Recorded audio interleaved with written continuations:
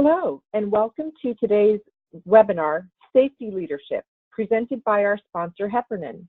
We're so happy you can join us. My name is Deb Beto, and I will be your moderator today and be monitoring questions you may have during the session. Before we open up the session, let's review a couple of key items. All of the webinar materials we discussed can be found at the URL currently showing on your screen. I will be sharing this URL in a follow-up email, so don't feel like you need to write it down right now. If you have trouble with your internet connection during the webinar, we recommend leaving the presentation and logging back in. If you have audio difficulties or a telephone line goes dead during the call, hang up and call back again to the same number. If all lines go dead, watch the on-screen chat box for an alternative call-in number.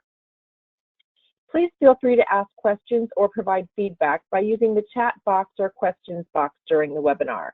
If you are using a tablet, you may need to tap on the screen for the options bar to appear, and then you can select the appropriate option. We may not respond immediately, but we will work your questions or feedback into the presentation. If we can't get to your comment or question during the session, we will be online afterwards to respond, or we may follow up in an email if we run completely out of time. You may also email us at moderator@aspenrmg.com for up to 48 hours after the webinar. This will be a 1-hour presentation.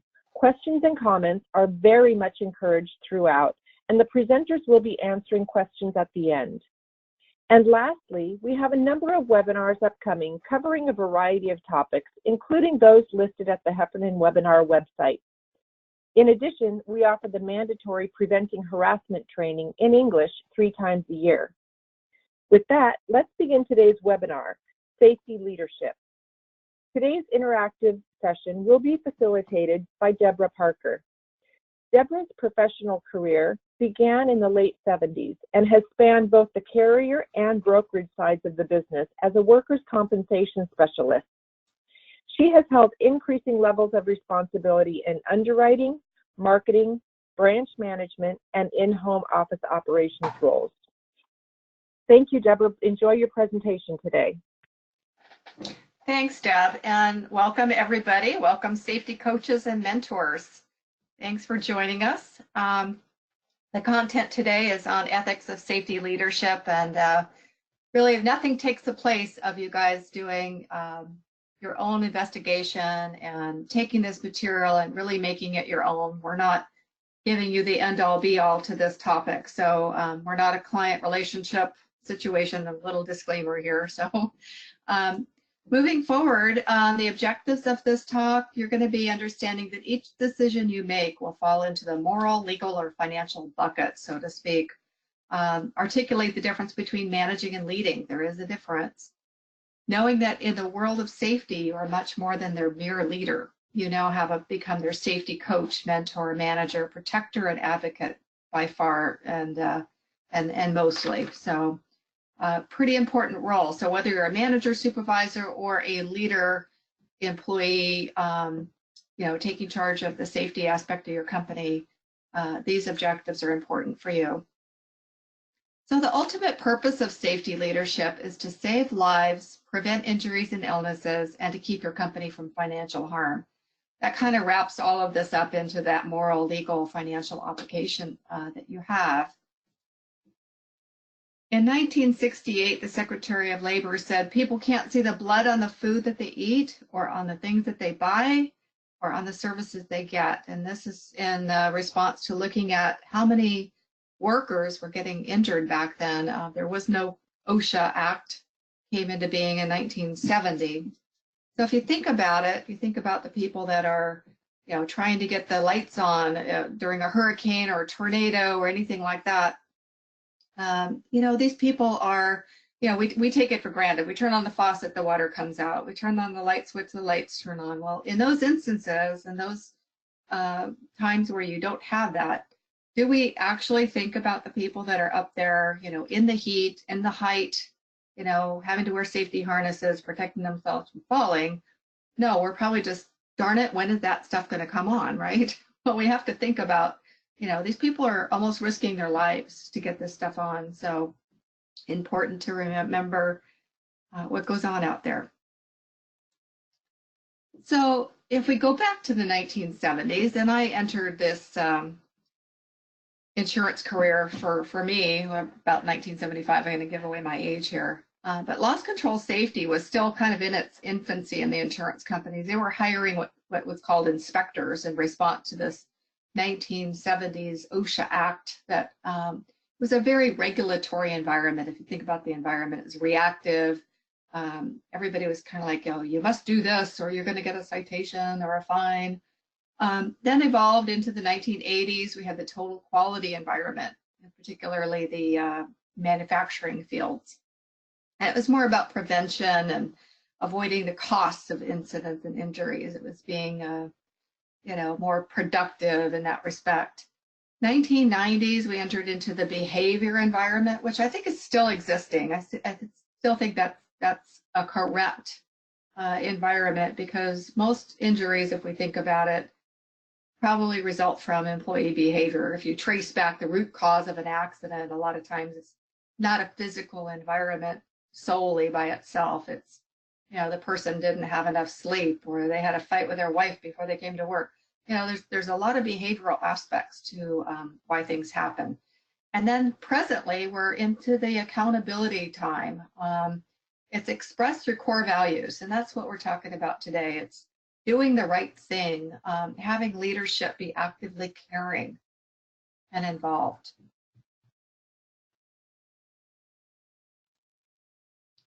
So if we look at the Ethical Safety Leadership Guide, the guiding principles, if you want to post this in your office, if you're a safety leader, this is pretty much wraps up on one page what you are responsible for doing, and that is assessing hazards in the workplace and implementing those controls, to communicate, educate, and protect employees, to manage an injury case with sincere effort, to speak to an injured employee with respect, and to return that employee to the workforce as quickly as possible. Communicating hazards, communicating with respect, it's all a part of this. And it's not, I hear a lot of employers say, well, if I tell them about the hazards, they're going to file a claim. That environment is kind of reactionary and protective and not transparent, and that's not what we want to do.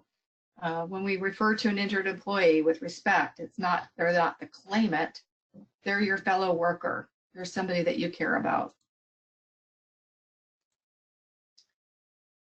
First and foremost, leaders must be fair. If you have an open and candid upward communication, leaders respond to communications from the levels of the organization. If you're in a management supervisor role, you've got employees that report to you, you've got upper management that you report to, you've got a lot of communication and a lot of different levels. And you must visibly demonstrate a commitment to the stated values. I can't stress that enough, that you are the walking, living, breathing embodiment of what your organizational values are. Every time an employee looks at you and what you're doing, that is the message. Yesterday, I was with an organization. We've been working hard in the last 6 months to convince the organization, number one, that they had a noise problem in the plant and that the employees needed to be protected. Pretty resistant at first, maybe denial a little bit, I don't know. But yesterday was a follow-up visit. The supervisor I was walking through with had his ear protection slung around his neck. At least he had it with him. But out of the 25 employees, we found 2 that were wearing their hearing protection. Now, I had to say something to the supervisor and point it out and say, hey, they're not wearing their hearing protection, for him to go over and say something. So, he might not have been demonstrating those commitment to the values all along. So the message was not clear. The culture had not been developed. It's a work in progress, but the employees are going to see what you're doing and they're going to follow suit. So the credibility that you have, that goes along with that. They're more likely to take personal responsibility if you have credibility. Encourage workers to approach peers on sensitive issues. The leaders foster a culture where it is acceptable for employees to approach other employees on sensitive safety issues. And we're going to talk about that. How do you get employees to protect each other? And here's one way, you don't want to be that guy or that girl that, is like, hey, Joe, put your safety glasses on. Here's Dave Mitchell. He talks about Year 4, and he's a motivational safety speaker. He talks about the power of understanding people and the leadership difference and how to get employees at that level to communicate with each other on a safety basis. So the 4 is, if you think about, 4, just count 4 people for yourselves. Who do you go home to? Who counts on you to pay the bills, to, provide, safety and security in the home, a love, relationships. So it could be your spouse, it could be your kids, it could be your grandparents, it could be parents, anybody. So you've got 4 people. So how much easier is it for Sally to go to Joe and get, hey, Joe, and raise 4 fingers? And Joe's going to smile and go, yeah, I guess I better put my safety glasses on because I want to be able to see my wife and I want to be able to see my kids, right? So a lot easier that way. And this is a very difficult story to tell. Bumblebee tuna, I don't know how many of you might have heard about Bumblebee tuna's accident years ago. Employee died during an accident that was totally preventable, which is the saddest part of this. So Bumblebee incurred civil penalties and violations from Cal OSHA, not to mention the DA also investigated. Managers also were held accountable. So that's part of this moral, legal, and financial responsibility is not only did the company get $6 million fines, but 2 individual supervisors, managers, were also called on their civil liability, criminal liability aspect. So, they were charged to pay like $20,000 each, and that did not come out of the $6 million from Bumblebee Tuna. So basically what happened, Bumblebee Tuna has these, kind of pressure cooker vessels, which constitutes a confined space.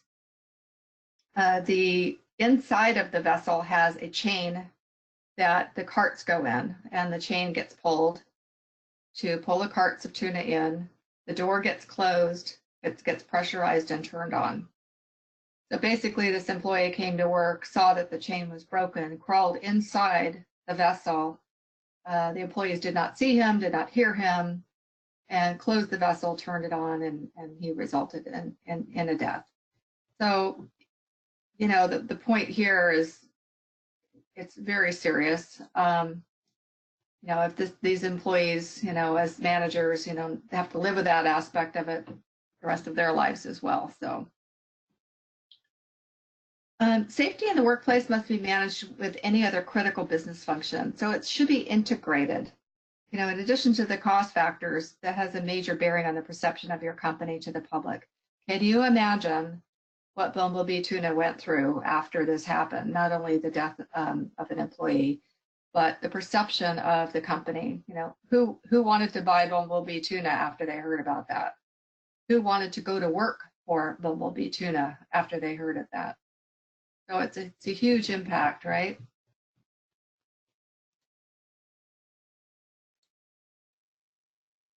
So your manager's responsibilities for safety, as far as OSHA is concerned, there's a general duty clause. So each employer shall furnish to each of his employees employment and a place of employment which are free from recognized hazards that are causing or likely to cause death or serious physical harm to his employees. Each employer shall comply with occupational safety and health standards promulgated under this act. And then we have each employee. So the employees are also responsible to comply with occupational safety and health standards and rules, regulations, and orders, which are applicable to his own actions and conduct. Now, there's a little trick to this, because how could an employee comply with those safety and health standards and rules, regulations, unless they've been trained by the employer? So there you go. It goes back to the employer and the management every time. So then we have Cal OSHA. So of the participants here, I would imagine most of you might be California. OSHA is a federal regulation. So unless you're in California with either an Indian reservation or a military base, you're probably under Cal OSHA. Cal OSHA adopts the Fed OSHA regulations, but it's also a little stricter in a lot of different areas. The bottom line, safety should not be considered a priority. That sounds funny, right? But it's a value with no compromise. So a true safety culture is led by men and women committed to the principle for its own sake, not solely for compliance. So yes, you do have compliance issues to deal with. You have OSHA, you have Cal-OSHA, but it goes back to values. You know, it goes back to doing the right thing, that moral obligation we have. So I don't know how many of you might have a company mission statement, but here's an example. And we consider our employees our greatest asset. Commit to giving them the opportunity to develop through training and education. We work together as a team and we care about each other's welfare. We are dedicated to finding and retaining quality employees and providing them with the best benefits and salaries possible. We expect managers to train and assist employees and be willing to work alongside. And that's a key aspect, work alongside. How does that play into this? You know, it's, to me, credibility. If my manager doesn't understand my job and he can't work alongside me, how does he understand safety? So what does a safety leader look like? It's a great little poster. Great leaders don't set out to be a leader. They set out to make a difference. It's never about the role. It's always about the goal. I like this because I remember being a new manager. I was like 25 years old and I was a great technician. So they promoted me and it was like my dream. It's like, oh, I was very goal oriented and very motivated. I wanted to be a manager, you know, wanted the title, wanted the pay. And so plunk, there I go down into that role. Well, I didn't really know much about being a leader. I did want to make a difference, but I thought it was all about, you know, bottom line. And I had people I'm managing that were like my parents' age. So it's a little scary. But the biggest mistake companies can make is take a great technician and plop them down into management roles without teaching them about leadership. So here's another good example of management versus leadership. So yes, you do have to do planning and budgeting. You do have to do organizing and staffing. But what does that yield? It produces a degree of predictability and order, short-term results expected by various stakeholders. That's all great, you know, customer service, blah, blah, blah. But leadership is establishing direction, aligning people, motivating and inspiring. Probably wanted to highlight that, motivating and inspiring, because it produces change and often dramatic. It has the potential to produce extremely useful change, new products. It's creative. It's an environment of creativity and communication. And I'm not sure what survey this was, but 54,000 people said integrity, by far, #1 leadership ingredient. Without integrity, you don't have a good leader. Second to that was communication. So integrity being the leading response, and here's a quote from Don Finn, he's one of our HR gurus. Building powerful employment relationships, boiled down to its essence. Every relationship anywhere with anyone will succeed or fail depending on how well the parties trust each other, share a common direction, communication through dialogue, and show their deep commitment. That trust factor keeps coming up, that trust, integrity, caring. So what does integrity look like? If you think about that, what does it look like to you? So if you're trusted, they know that you're going to keep their safety in mind at all times. They know that you're going to, you know, maybe recognize they had a bad day and forgive them and have some empathy about that. Knowing they have major deadlines. I had a company I worked for and I was an underwriter. Underwriters have every quarter, it's like mass chaos. And seems like everybody wants their policy to renew on January 1st. So of course, right before January 1st are the holidays in December, and underwriters are under the crunch. They're trying to get those quotes out. They're trying to get through 200 applications. And my manager recognized that crunch time and recognized that, you know, it's a little more stressful during that time. So she brought in a massage company and we had chair massages available. was the nicest thing, and I'll never forget it. So it just that recognition, that empathy, and knowing that we had those deadlines to meet. And seeing people as human beings. They're not human doings, they're human beings. They have feelings. Motivation by celebration. If you make safety a routine part of every decision you make, you must include an element of safety leadership, and that's your safety culture. And that's integrating that on a daily basis with management and employee mutual responsibilities. So what have we learned from some safety leaders? Number one, organizations are run by the cultural values of the workplace. They're not run by the CEO, guys. They are not. They're run by the culture of that organization. Safety leaders shape and create that safety culture. And safety by example, walking the walk.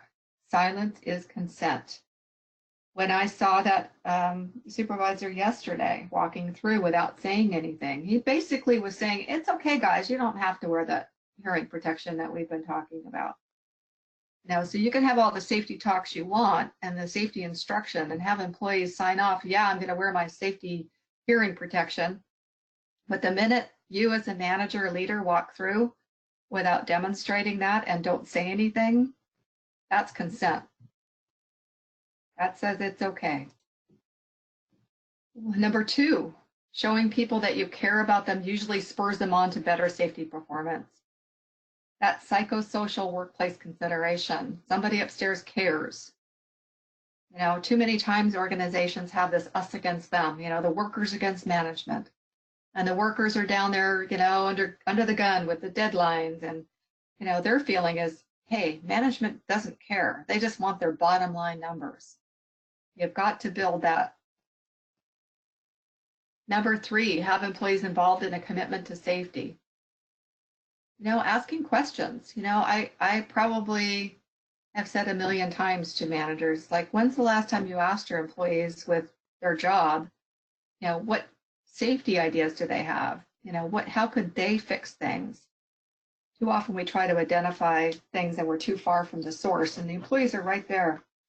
So identifying your four, and I like the 3 things I will do to remain safe on the job. My company asks me that every performance review, every year. They ask that question, what are 3 things I do to remain safe on my job? And I like companies that use this as a interviewing method. Ask new employees as they're doing the interview. What is the safety culture like at your company or at your prior company? What did you do at your prior company to remain safe on your job? That sends a message. It makes them think, and right away whether they had a safety culture or not, right? They ask that question if they hesitate. But it also makes them think, hey, wow, this company cares about me and my safety, and they are going to involve me in that process. I'm a contributing factor to that. This is a fun exercise to do. It's called DISC. Some of you might be familiar with it. It's similar to a Myers-Briggs. It's not a personality test. It's a communication style evaluation. And I've done it several times. It's fun to do as an organization, find out who's on your team in these different categories. But if you look at the top 2, the dominant and influential, the D and the I's, they're fast-paced. They're a big picture. And then the bottom, cautious, the C and the S's, and the cautious and steady people, they're slower paced, they're detail focused.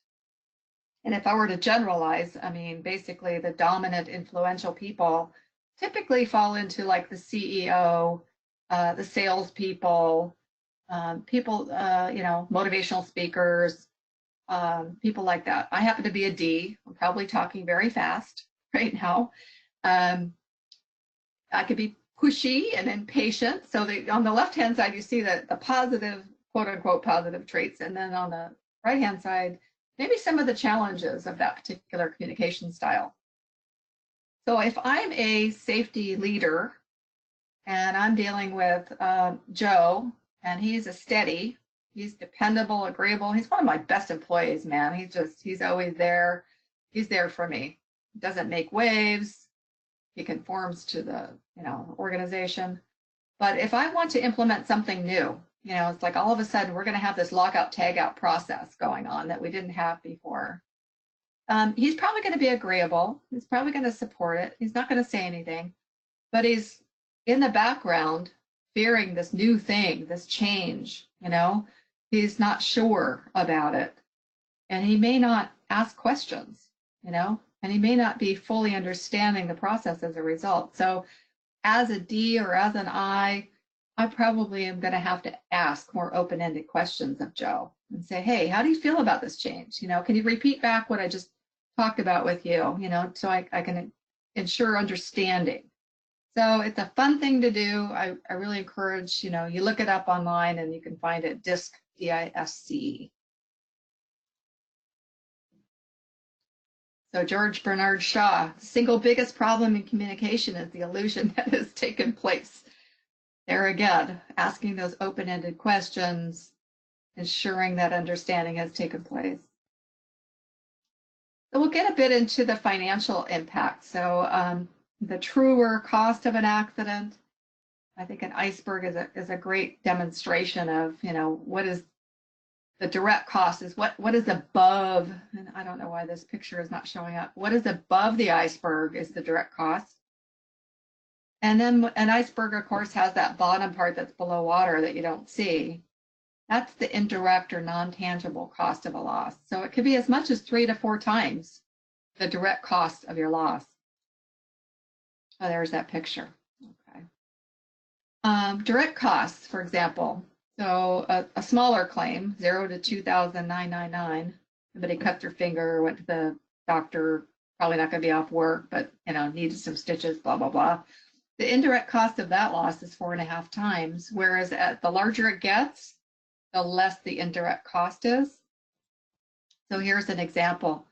We got a direct cost of $1,500. We got that cut finger. We got the multiplier of 4.5. That makes it 6,750 as the indirect portion of the cost. So your true cost is the, you know, medical bills, blah, blah, blah, the 1,500 plus the indirect cost. And that could be things like maybe you had to put a temp employee in to cover the job for the day. You know, it's your time away from what you do normally to handle the claim. Maybe you had to implement another procedure or equipment cost. Those kind of things are the indirect costs. So your true cost is $8,250, not $1,500. And then let's say you've got to figure out, okay, what revenue do I need to cover that total cost? If you're at a 3% profit margin, you might need $275,000 in revenue to recoup that $8,250. If you're only at a 1% profit margin, it's more like $825,000. Significant. Then we have experience modifications. Those of you large enough with enough payroll, you probably have an experience modification in your company. And basically what it does is compare your class code and your payroll to an expected rate of loss and to your peers, basically. So if you're a manufacturing company and you're manufacturing widgets, and everybody in California manufactures widgets, going to be compared to you. If you're at 100, then you're equal with everybody. Over 100, you're worse than everybody. Under 100, you're better than everybody as far as your loss history. So the company I was dealing with the noise issue yesterday, they're at 145. They're 45% worse than their peers, their competitors. It gives you a significant increase in premium that you have to deal with and build into your cost of doing business, right? So I like the saying, courage is being scared to death, but saddling up anyway, by John Wayne. And I'm a horseback rider, so I do know about saddling up anyway. But sometimes saddling up is not enough, right? I mean, we may saddle up, but we may not look good in the saddle. Okay, my being a new manager, I probably didn't look great in that saddle, even though I saddled up. So, yeah, take a look at that. Take a look at your values. Make sure those are the guiding principles of what you do, and you're facilitating for a larger good. If you focus on what people believe and value, and the approach leadership development is a problem-solving activity. Now let's just ask yourself right now, what are your core values? What kind of leadership values do you have? What are encouraged in your organization? And what beliefs do you have about the people that you manage?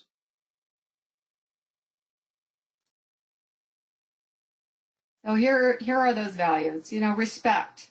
And that includes self-respect and respecting others regardless of differences. Treating people with dignity, empathy, and compassion.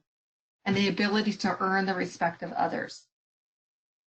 Making a difference. And that's leading a positive impact on people.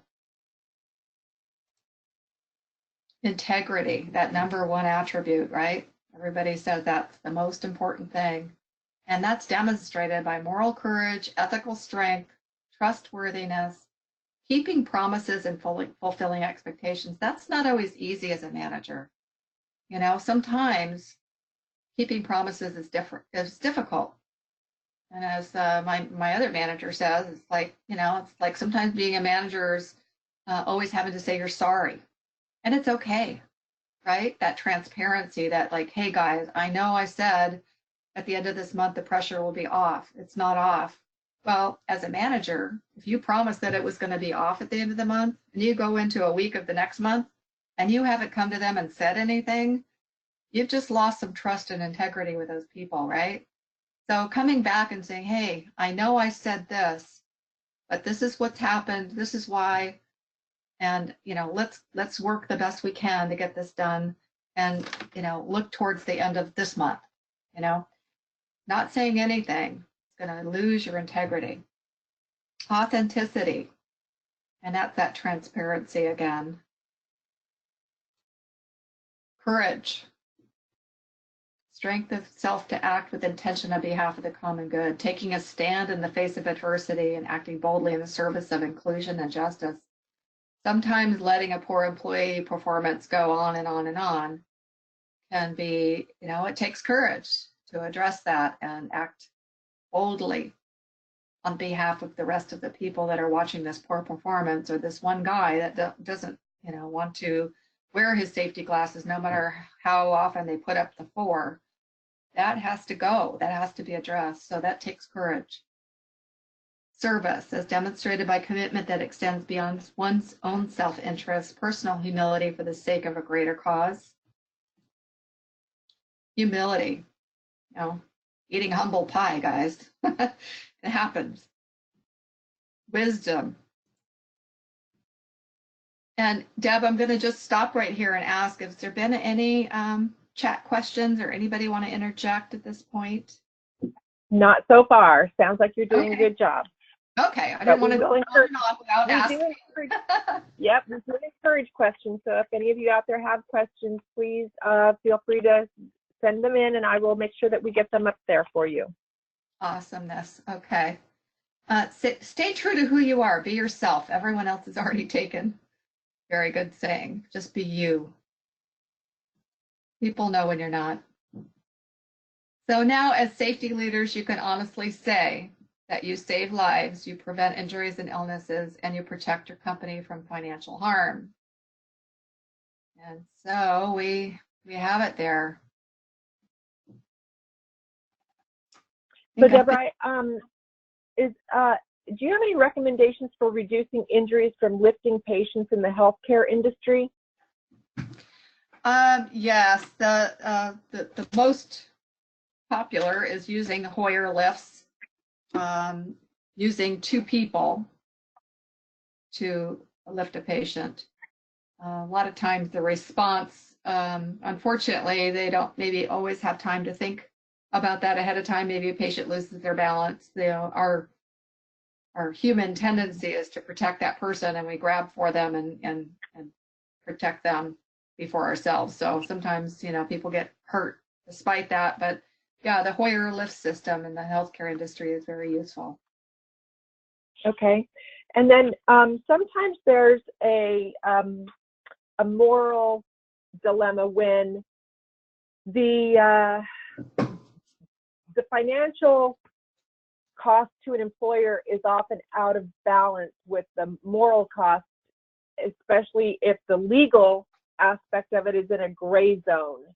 So how can you help employers overcome this dilemma? Wow. I'm not sure without specifics what that really means. Well, sometimes it just the expense, the financial cost of being in compliance is more burdensome than the moral cost, and especially if there's any gray area. So it seems like a Well, lot of employers might shortcut based on their yeah, financial situation. I think if you always rely back on the moral aspect of protecting employees, the financial takes care of itself. You know, I Hmm. Okay. I couldn't ever, say that it's right to. I understand the dilemma. I understand, just like this company I've been working with. It's like, hey, they want to go the cheap route. They don't want to have the industrial hygiene survey that proves out that yes, they do need noise, protection. Um, but really, the cost of not doing so, is it worth that employee to have a loss of hearing the rest of their lives? You know, you gotta look at that moral aspect more, I think. Right. The long-term risk Yeah, needs yeah, to be taken and into. ultimately the cost. I mean, it's a good statement to say that you're not going to get a frequency of hearing loss claims coming in, but when you do, that's employee that's been working with you for 20 years and all of a sudden has hearing loss, and you have proof that somebody said, hey, you need to have hearing protection, and you didn't enforce it, and you didn't train your employees, and you didn't provide the hearing protection, you've got civil criminal liability on that, as well as just the moral issue of this employee not being able to hear. So Okay. yeah. Okay. And we don't have any other questions coming in unless there's any others from the audience. So looks like we'll get a short webinar today. So thank you, everyone. That's my D style, going fast. Yeah. Thank you, everyone, for attending today's webinar presented by Heffernan. We will send information by email with instructions on how to access a copy of the presentation on our website. And thank you, Deborah Parker, for your time and expertise today. We hope all of the attendees found today's webinar to be a valuable use of your time. Be sure to join us on August 20th for Employee Handbook Do's and Don'ts. And thank you, everyone, and have a very safe day.